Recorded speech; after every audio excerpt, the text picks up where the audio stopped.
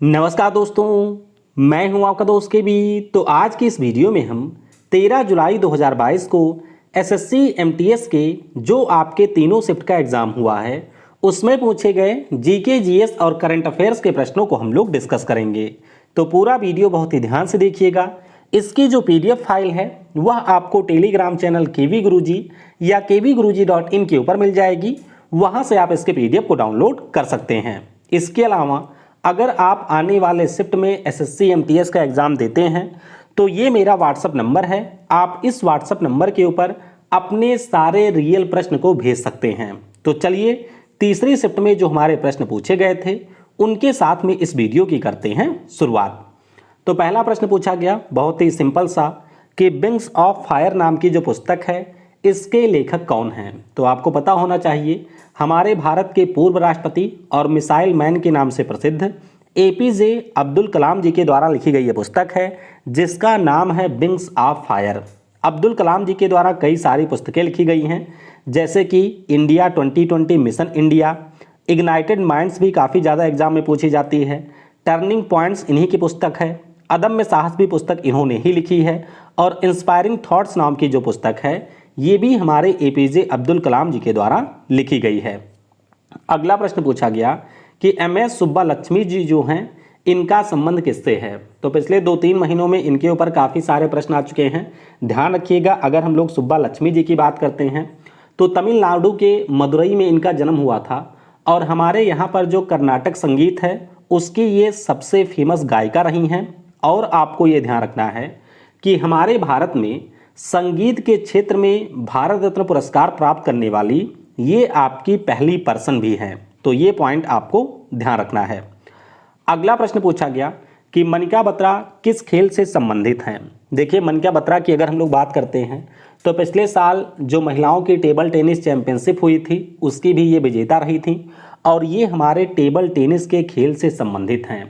इनके बारे में एक महत्वपूर्ण पॉइंट आपको ये ध्यान रखना है कि 2020 में इनको खेल रत्न पुरस्कार से सम्मानित किया गया था और ये टेबल टेनिस की पहली खिलाड़ी बन गई जो कि आपके खेल रत्न पुरस्कार को जीती हैं। तो ये भी आपको ध्यान रखना है।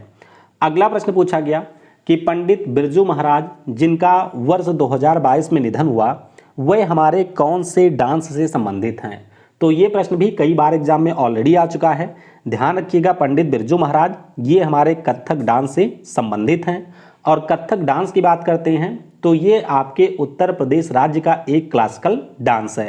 कथक की बात करें तो कुछ अन्य महत्वपूर्ण नर्तक जैसे कि लच्छू महाराज, शंभू महाराज, ये दोनों हमारे बिरजू महाराज जी के चाचा थे, सितारा देवी, शोभना नारायण, शर्मिला शर्मा, राजेंद्र गंगानी, रोहिणी भाटे, ये सारे आपके कथक डांस से संबंधित हैं।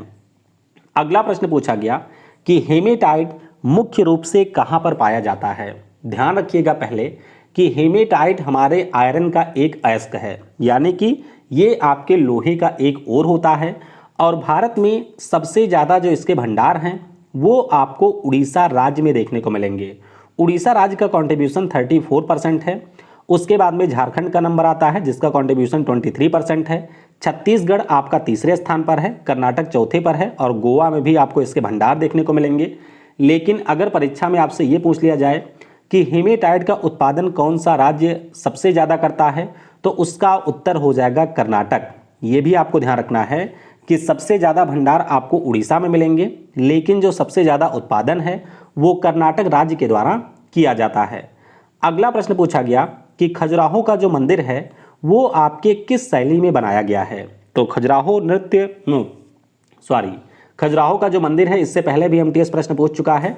तो नागर शैली में ये मंदिर बनाया गया है। यहाँ पर आपको इरोटिक स्कल्पचर भी देखने को मिलेंगे और चंदेला डायनेस्टी के जो हमारे राजा थे उन्हीं के द्वारा 950 से 1050 ईस्वी के बीच में खजुराहो के सारे मंदिरों का निर्माण करवाया गया था। अगला प्रश्न पूछा गया कि महेश भूपति किस खेल से संबंधित हैं। वैसे मुझे इस प्रश्न में डाउट है क्योंकि 2 प्रश्न ऐसे संभव नहीं हैं। फिलहाल महेश भूपति हमारे देश के महान खिलाड़ी रहे हैं। महेश भूपति और लिएंडर पेस की जोड़ी एक समय पूरी दुनिया में चर्चित थी टेनिस में। तो ध्यान रखिएगा, महेश भूपति और लिएंडर पेस ये दोनों हमारे टेनिस के प्लेयर हैं। अगला प्रश्न पूछा गया कि भगत सिंह जी को जब फांसी दी गई थी उसी के उपलक्ष्य में हम लोग शहीद दिवस मनाते हैं। तो आपको बताना है इनको फांसी कब दी गई थी। तो आपको ये ध्यान रखना है कि 23 मार्च 1931 को वर्तमान पाकिस्तान में जो लाहौर शहर है वहाँ पर लाहौर सेंट्रल जेल में इनको फांसी दी गई थी। भगत सिंह की अगर हम लोग बात करते हैं तो इनसे काफ़ी बार ये भी प्रश्न पूछा जाता है कि सेंट्रल असेंबली के ऊपर इन्होंने बम कब फेंका था। तो 8 अप्रैल 1929 को इन्होंने बटुकेश्वर दत्त के साथ मिलकर के सेंट्रल असेंबली के ऊपर बम फेंका था। जब इनको फांसी हुई थी तो उस समय उनकी एज मात्र 23 साल थी। ये प्रश्न भी परीक्षा में आ चुका है और इनके द्वारा कुछ महत्वपूर्ण पुस्तकें लिखी गई हैं जैसे कि व्हाई आई एम एथीस्ट और जेल डायरी। ये दोनों भगत सिंह की प्रमुख पुस्तकें हैं। अगला प्रश्न पूछा गया रिपीटेड कि 2022 में लोकसभा उपचुनाव में आसनसोल से कौन विजेता थे। तो ध्यान रखिएगा लोकसभा उपचुनाव जो अभी इस साल हुआ है उसमें तृणमूल कांग्रेस के जो हमारे उम्मीदवार थे जिनका नाम है शत्रुघ्न सिन्हा। तो शत्रुघ्न सिन्हा आपके आसनसोल से विजेता रहे हैं और ये प्रश्न पहले भी एमटीएस पूछ चुका है। अगला प्रश्न पूछा गया कि स्वामी विवेकानंद जी का मूल नाम क्या था। तो आपको ध्यान रखना है कि स्वामी विवेकानंद जी का जो मूल नाम है वो आपका था नरेंद्र नाथ दत्त। क्या नाम था? नरेंद्र नाथ दत्त इनका नाम था। इनका जन्म 12 जनवरी 1863 को कोलकाता में हुआ था और इनका निधन 4 जुलाई 1902 को वेल्लोर मठ में हुआ था। अगला प्रश्न आपके सेकंड शिफ्ट में पूछा गया था कि अंतर्राष्ट्रीय सैन्य महोत्सव का आयोजन किस राज्य में किया जाता है। आपको जरूर ध्यान रखना है कि ये जो अंतर्राष्ट्रीय रेत महोत्सव है ये आपके उड़ीसा में जो चंद्रभागा बीच है वहाँ पर आयोजित किया जाता है। और आपने एक नाम भी सुना होगा सुदर्शन पटनायक जी का जो कि हमारे भारत के बहुत बड़े सैन्य आर्टिस्ट हैं। पिछले साल 2021 में इनको पद्म विभूषण पुरस्कार से भी सम्मानित किया गया था। 2020 में इनको पद्म विभूषण पुरस्कार से भी सम्मानित किया गया था। अगला प्रश्न पूछा गया कि हिमालय पर्वत की कुल कितनी श्रेणियां हैं। तो ध्यान रखिएगा हिमालय पर्वत की अगर हम लोग बात करते हैं तो वैसे 5 श्रेणियां कई बार काउंट की जाती हैं लेकिन मुख्य रूप से हमारे हिमालय पर्वत की 3 श्रेणियां आपको देखने को मिलेंगी। सबसे बड़ी जो श्रेणी है उसे हम लोग ग्रेटर हिमालय या फिर हिमाद्री के नाम से जानते हैं। दूसरी श्रेणी को हम लोग लघु हिमालय, लेसर हिमालय या फिर हिमाचल के नाम से जानते हैं।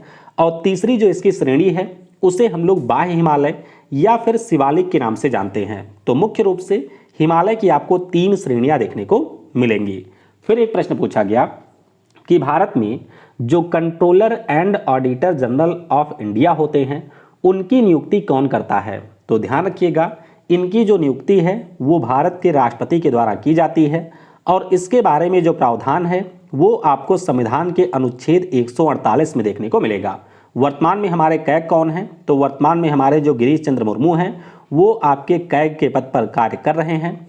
और अगर आपसे पूछा जाए कि भारत के पहले कैग कौन थे तो उनका नाम है बी नरहरि राव।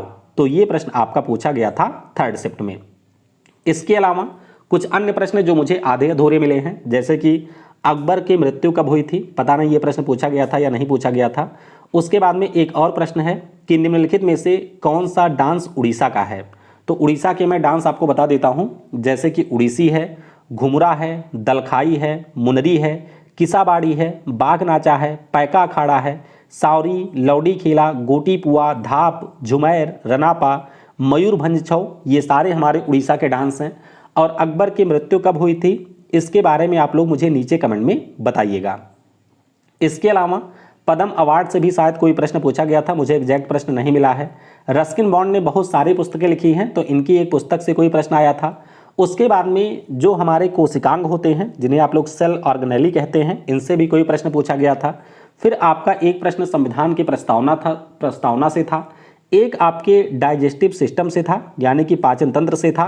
तो ये सारे प्रश्न मुझे मिले नहीं हैं। अगर आप में से किसी ने तीसरी शिफ्ट में एग्जाम दिया है तो वह इन प्रश्नों को कमेंट में बता सकता है। अब आइए दूसरी शिफ्ट में जो हमारे कुछ प्रश्न छूट गए थे जो मुझे बाद में मिले थे उनको भी हम लोग कर लेते हैं डिस्कस। तो एक प्रश्न पूछा गया था कि भारत में कितने प्रकार की अदालत होती है। तो देखिए भारत की बात करें मुख्य रूप से आपको 3 प्रकार की अदालत देखने को मिलेंगी। एक हमारा सुप्रीम कोर्ट है, दूसरा आपका हाई कोर्ट है और तीसरा आपका होता है डिस्ट्रिक्ट कोर्ट। तो 3 प्रकार के न्यायालय भारत में मिलते हैं। अगला प्रश्न पूछा गया कि प्रार्थना समाज के संस्थापक कौन थे, तो ये प्रश्न भी आपका रिपीट कर रहा है। आत्माराम पांडुरंग जी की अगर हम लोग बात करते हैं तो इन्हीं के द्वारा 1867 में मुंबई में प्रार्थना समाज की स्थापना की गई थी। इसके अलावा आपको ध्यान रखना है कि आर्य समाज की स्थापना दयानंद सरस्वती जी ने की थी। ब्रह्म समाज और अभी एक आपका सुबह पूछा गया था आत्मीय सभा, इसकी स्थापना राजा राम मोहन राय जी के द्वारा की गई थी। अगला प्रश्न पूछा गया कि जो हमारे गर्म खून वाले जानवर होते हैं इनके दिल में आपको कितने चैम्बर देखने को मिलेंगे। तो ध्यान रखिएगा, जब हम लोग गर्म खून वाले जानवरों की बात करते हैं तो इसमें आपकी चिड़िया और स्तनधारी आते हैं और इनमें आपको 4 चैम्बर देखने को मिलेंगे। तो स्तनधारी और चिड़िया ये आपके गर्म खून वाले जानवरों के एग्जाम्पल हैं। अगला प्रश्न पूछा गया कि बजट 2022-23 में क्रिप्टो करेंसी के ऊपर कितने रुपए के टैक्स की घोषणा की गई है। तो क्रिप्टो करेंसी के ऊपर 30% के टैक्स की घोषणा की गई है। एक प्रश्न और पूछा गया था दूसरी शिफ्ट में कि निम्नलिखित में से कौन सा सिंधु घाटी सभ्यता का शहर है। तो ध्यान रखिएगा, हड़प्पा ऑप्शन में था, तो हड़प्पा हमारे सिंधु घाटी सभ्यता का शहर है। इसके अलावा आप लोग इस मैप में देख सकते हैं जैसे कि चन्हूदड़ो है, सुत्का गंडोर है, कोट दीजी है, मोहनजोदड़ो है, मांदा हमारा है जम्मू कश्मीर में, रोपड़ है, भगवानपुरा, राखीगढ़ी, बनवाली, आलमगीर, सघौली, बड़गांव, कालीबंगन, बालाथल, ये सारे हमारे सिंधु घाटी सभ्यता के स्थल हैं। तो इस प्रकार से जितने भी प्रश्न आज मुझे मिले थे उन सारे को हमने डिस्कस कर लिया है। अगर आपने पहली और दूसरी शिफ्ट के वीडियो नहीं देखे हैं तो आपको नीचे डिस्क्रिप्शन में उनकी लिंक मिल जाएगी, वहां से आप उन वीडियोस को देख सकते हैं। Thanks for watching. जय हिंद, जय भारत।